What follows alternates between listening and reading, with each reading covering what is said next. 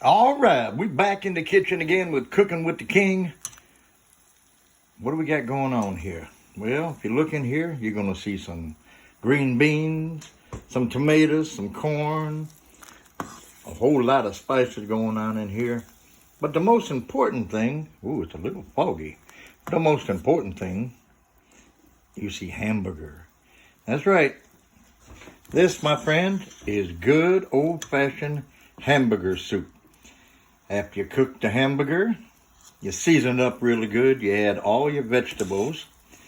And then you put a little broth in there. You can use chicken broth. You can use beef. You can use bouillon cubes if you want. I did a little beef this time. And then you put a little cornstarch in there. That's right, cornstarch with some cold milk.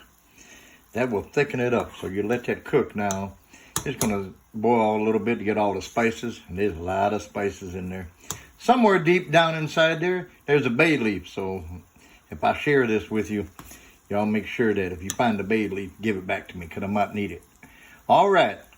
So this is going to simmer down for about 2 more hours and thicken up real good. For those of you who've never had this, this is what you call good old-fashioned hamburger soup.